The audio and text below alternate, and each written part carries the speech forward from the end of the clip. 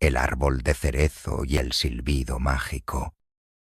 Hay algo de lo que siempre me acuerdo cada vez que llega la época del año, en la que las flores de cerezo caen y empiezan a brotar sus hojas. Ocurrió hace 35 años, cuando mi padre estaba todavía vivo. Toda mi familia... No, espera, mi madre ya había fallecido. Había sido 7 años atrás, cuando yo tenía 13, así que por entonces estábamos solamente los tres. Mi padre, mi hermana y yo. Cuando yo tenía 18 años y mi hermana 16, mi padre fue destinado como vicedirector de una escuela a la prefectura de Shimane. Así que nos fuimos los tres a vivir a una ciudad a orillas del mar del Japón, una que tenía un castillo y por entonces unos 20.000 habitantes. Como no encontramos ninguna casa en alquiler que nos viniese bien, tuvimos que conformarnos con una caseta de 2 habitaciones que había en el recinto de un templo budista de la zona. Se trataba de un templo solitario que se encontraba muy cerca de las montañas que había a las afueras de la ciudad. Estuvimos viviendo allí unos 6 años, hasta que destinaron a mi padre a una escuela en Matsue. Me casé cuando ya vivíamos en Matsue, en el otoño, en que cumplí 24 años. Lo cierto es que me casé bastante tarde para lo que se estilaba en aquella época. Como mi madre murió cuando éramos pequeñas, y mi padre se pasaba todo el día estudiando, y no tenía ni idea de cómo hacer las tareas del hogar, era yo quien me encargaba de todo. Por eso, aunque tuve algunas proposiciones de matrimonio, no quise casarme por no irme a vivir con otra familia y tener que abandonar la mía. Si al menos mi hermana hubiese sido fuerte, me lo habría tomado con más tranquilidad. Pero según estaban las cosas, decidí posponer todos mis planes de matrimonio indefinidamente. Mi hermana y yo no nos parecíamos en nada. Ella era muy guapa e inteligente. Tenía el pelo muy largo y era muy atractiva, pero no gozaba de buena salud. Era débil. 2 años después de habernos ido a vivir a aquella ciudad del castillo, en la primavera de mis 20 años, mi hermana falleció. Tenía tan solo 18 años. Eso ocurrió hace 35. Resultó que mi hermana llevaba un tiempo bastante enferma. Nadie, ni siquiera ella, había reparado en ello. Padecía de tuberculosis en los riñones, una enfermedad cruel. Cuando se la diagnosticaron, ya tenía los 2 riñones muy infectados. El médico le dijo a mi padre que no sobreviviría más de 100 días. Me contaron que no había nada que se pudiese hacer para salvarla. Pasó un mes y luego un par de meses más. Tan solo podíamos observar cómo mi hermana se iba marchitando. Mientras tanto, el día número 100 se acercaba inexorablemente. Decidimos ocultarle la información del médico para no preocuparla más de lo necesario. Aunque tenía que guardar cama durante todo el día, estaba bastante bien de ánimo. Solía cantar muy alegremente. Gastaba bromas de vez en cuando y me pedía toda clase de caprichos. Me llenaba de tristeza saber que, independientemente de todo lo que hiciésemos, en 30 o 40 días moriría sin remedio. Cada noche al irme a dormir sentía como si me pinchasen por todo el cuerpo con agujas de coser. No podía soportarlo más. Marzo, abril, mayo. ¿Sí? Ocurrió a mediados de mayo. Jamás se me olvidará aquel día mientras viva. Los campos y las montañas estaban en pleno esplendor, y hacía tanto calor que constantemente me entraban ganas de desnudarme y de lanzarme a correr por los campos, acariciada por el viento. Aquel verdor, tan intenso, me producía como chispas en los ojos. Un día caminaba sola, cabizbaja, con una mano metida en mi obi, abstraída en mis reflexiones. Lo único que acudía a mi mente eran pensamientos funestos, y a cada paso que daba me sentía más y más agobiada. ¡Dom, dom! Un sonido horroroso comenzó a escucharse a lo lejos. Débil, pero muy, muy grave, como si alguien estuviera tocando un tambor inmenso desde lo más profundo del infierno. Parecía que proviniese del centro de la tierra o de lo más alto del cielo. No tenía ni idea de qué podría significar aquel sonido tan macabro. Pensé que me estaba volviendo loca. Me quedé totalmente bloqueada, incapaz de moverme. Lancé un grito. Simplemente no podía seguir de pie. Me senté en la hierba y empecé a llorar angustiada. Más tarde me enteré de que aquel terrible sonido no era sino el eco de la batalla del mar del Japón. Se trataba de los cañonazos de los buques de guerra comandados por el almirante Togo, que destruyeron a la flota rusa del Báltico. Creo que fue por aquella época. Durante todo el día, en la ciudad costera donde vivíamos, se estuvo escuchando de fondo el espeluznante sonido de los cañones que tronaban sin cesar en la distancia. Imagino que el resto de la gente de la ciudad también debió de sentir mucho miedo, igual que yo, pero lo cierto era que durante todo el día no tuve ni idea de lo que estaba ocurriendo. Pensaba tanto en mi hermana que casi perdí la cabeza. Estaba convencida de que aquel siniestro sonido provenía de un tambor que tocaba en el infierno, y pasé un rato que se me hizo eterno llorando en el campo. Cuando empezó a anochecer, me levanté por fin y volví caminando al templo con aire distraído. Me parecía estar muerta. —¡Hermana! —dijo ella llamándome cuando entré en casa. Desde hacía varios días ya estaba totalmente demacrada y sin fuerzas. Teníamos la ligera impresión de que ella era consciente de que no iba a vivir mucho más. Ya no me pedía caprichos como solía hacer de vez en cuando, así que verla en ese estado me dolía más que nunca. —Hermana, ¿cuándo ha llegado esta carta? Me alarmé y noté cómo empalidecía. —¿Cuándo ha llegado? —me preguntó con inocencia. Recobré el ánimo como pude y le contesté. —Hace un rato, cuando estabas durmiendo. Como dormías con una sonrisa en los labios, te la dejé junto a la almohada con cuidado de no despertarte. No te has dado cuenta, ¿verdad?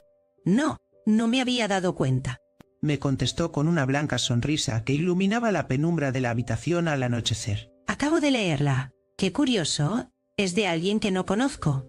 —¿Cómo que no lo conocía?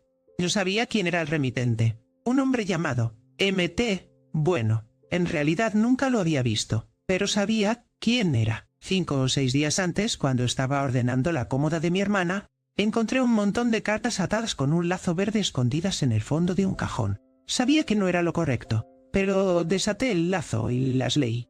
Eran unas 30 cartas, todas ellas de un tal M.T. En los sobres no aparecía su nombre, pero sí en la carta. Los remitentes eran siempre nombres femeninos, de amigas de mi hermana que nosotros conocíamos, por lo que mi padre y yo jamás sospechamos que se estuviese escribiendo con un chico. M.T. debía de ser una persona extremadamente cuidadosa. Habría preguntado a mi hermana los nombres de todas sus amigas, y por eso, cada vez que le escribía, utilizaba un nombre distinto. Me sorprendí de lo astutos que pueden llegar a ser los jóvenes cuando están enamorados. Y si mi padre se hubiese enterado, con lo estricto que era, me dio tanto miedo pensar en que pudiera haberlo descubierto que me entró un escalofrío. Pero leyéndolas en orden cronológico, empecé a sentirme mucho mejor. Incluso había partes tan graciosas que de vez en cuando se me escapaba una sonrisa. Y así, aunque fuera a través de otra persona, pude sentir las emociones de aquel mundo que hasta entonces a mí me había estado vedado. Yo acababa de cumplir 20 años y, como todas las mujeres, me veía aquejada por problemas que sabía que no le podía contar a nadie. Sin embargo, leyendo aquellas cartas sentí como si todo se hubieran esfumado en mi interior. Recuerdo que leí las 30 y tantas cartas, una detrás de otra, muy rápido pero muy concentrada. Cuando por fin llegué a la última, fechada el otoño del año anterior, recuerdo que me levanté como impulsada por un resorte. Experimenté algo similar a lo que se debe de sentir cuando te alcanza un rayo.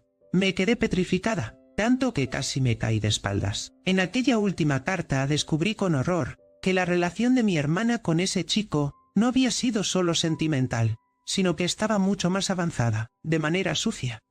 En un rapto de ira quemé todas las cartas. Al parecer, todo indicaba que M.T. era una especie de poeta pobre que vivía en la ciudad. Nada más enterarse de que mi hermana había caído enferma, fue tan cobarde que la abandonó. «Vamos a olvidarnos de lo nuestro», le decía sin ningún tipo de escrúpulos en la última carta, sin dar muestras siquiera de una pizca de arrepentimiento por sus palabras. Tras aquello, no le volvió a escribir. Soy la única que lo sabe. Nadie debe de enterarse. Tengo que callármelo de por vida, para que mi hermana pueda morir siendo una virgen pura a ojos de los demás. Decidí guardarme aquel dolor en el pecho. No compartirlo con nadie más. Aún así no fue fácil. Desde que leí aquellas cartas, no podía evitar sentir más pena todavía por la situación de mi pobre hermana.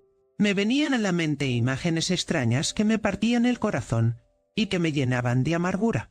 Fue algo muy triste y también extremadamente desagradable. Un tipo de dolor que no se puede entender si una no es una mujer tan joven como nosotras éramos entonces. Por un momento, me sentí como si estuviese en el infierno, como si fuera yo, y no mi hermana, la que estuviera sufriendo todas aquellas afrentas. Reconozco que durante aquellos días creí que acabaría volviéndome loca. «Mira, Leila», me dijo. «y cuéntame qué dice». Lo cierto es que en aquel momento llegué a odiar su indecencia. ¿De verdad? ¿No te importa que la lea?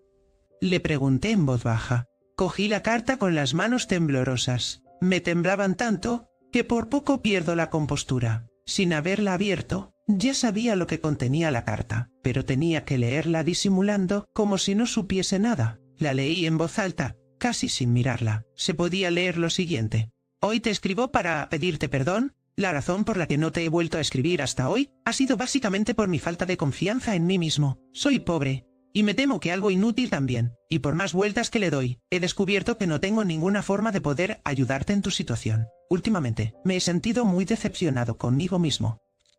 Sobre todo porque no he podido hacer nada más que demostrarte mi amor con palabras, palabras que siempre han sido totalmente sinceras. No ha habido un solo día en el que no haya pensado en ti. Incluso por las noches te veo en sueños. Aún así, no he sido capaz de encontrar la manera de darte ningún tipo de apoyo.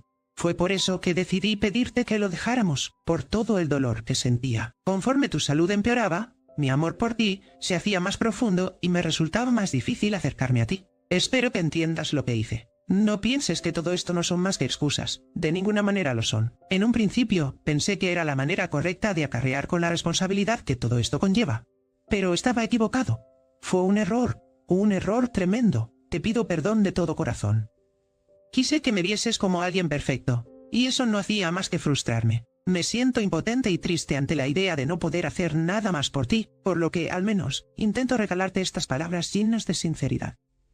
Esa sería la manera correcta de llevar una vida modesta y hermosa. Es la conclusión a la que he llegado después de todo lo que ha pasado. Lo menos que se puede hacer es dar lo mejor de uno mismo, independientemente de lo difícil que se presente la situación, aunque sean gestos pequeños que a primera vista puedan parecer intrascendentes. Por eso, pienso que sería importante que te diese al menos una flor de diente de león. Eso sería lo que haría un hombre de verdad, no un sinvergüenza como yo. No pienso huir más de ti, te amo. De hoy en adelante te escribiré un poema diario. Además, iré a tu casa cada día y te silbaré una canción distinta desde fuera del muro para que puedas escucharla.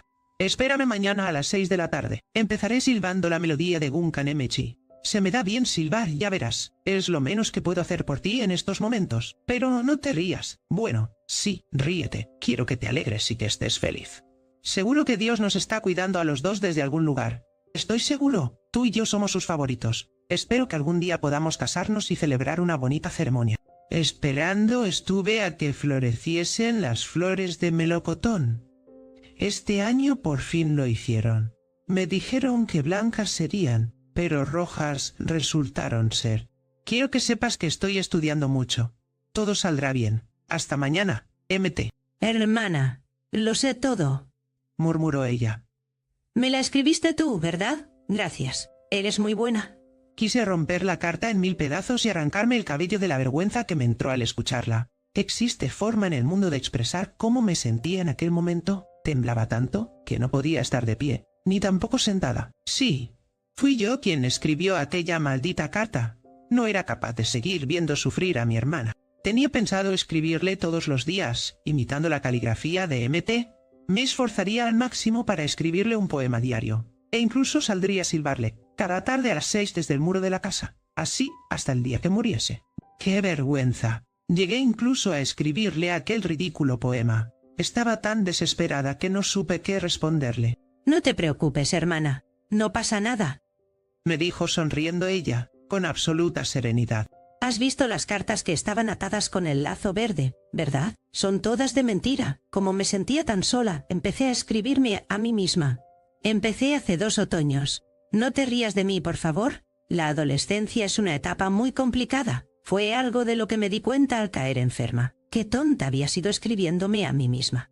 Qué ridícula. Qué miserable. Me lamentaba por no haber conocido a ningún hombre de verdad. Quería que alguien me abrazase con fuerza. ¿Sabes qué? Jamás he tenido novio. Ni siquiera he sido capaz de hablar nunca con ningún hombre desconocido. Tú tampoco, ¿verdad? Hemos estado las dos tan equivocadas todo este tiempo. Hemos sido demasiado buenas. Ah, no quiero morirme. Mis manos, mis dedos, mi cabello. ¿Qué será de ellos? No, no quiero morirme. Sus palabras me llenaron el corazón de una mezcla de tristeza, dicha y vergüenza. No sabía qué hacer. Apreté mi mejilla contra la suya, que estaba hundida, y la abracé tiernamente mientras las lágrimas me anegaban los ojos. Justo entonces se escuchó: Fue un sonido muy leve, pero fácil de reconocer. Se trataba de la melodía de Gunkan en Mechi. Mi hermana también se dio cuenta y aguzó el oído. Me fijé y resultó que eran las 6 de la tarde. Nos dio tanto miedo que nos abrazamos inmóviles, escuchando las dos aquel silbido enigmático que se oía tras el árbol de cerezo de hojas verdes que crecía en nuestro jardín. En aquel momento supe que Dios existía. Estaba segura de que existía. Mi hermana murió 3 días más tarde. El médico se extrañó, ya que había fallecido demasiado pronto, de manera súbita, pero a mí no me sorprendió. Todo fue voluntad de Dios. Ahora ya han pasado muchísimos años y ya no soy tan inocente como lo era entonces. Es algo de lo que me avergüenzo, pero poco a poco me he ido haciendo más escéptica. Hay veces en las que llego a pensar que fue mi padre el que silbó aquella melodía. Quizá nos escuchó desde la habitación de al lado al llegar del trabajo, sintió lástima y se propuso realizar la mejor interpretación de su vida. Hay veces en las que pienso que fue así, pero bueno, puede que quizá tampoco fuese eso lo que ocurrió exactamente. Si al menos estuviese vivo podría preguntárselo, pero hace ya 15 años que murió. Nada, dejémoslo. Fue obra de Dios y punto. Me gustaría quedarme tranquila creyendo en que fue aquello lo que ocurrió, pero cada año que transcurre me voy haciendo más escéptica y voy perdiendo la inocencia de aquellos lejanos días de mi juventud. La verdad es que es algo que no me agrada, pero ¿qué se le va a hacer?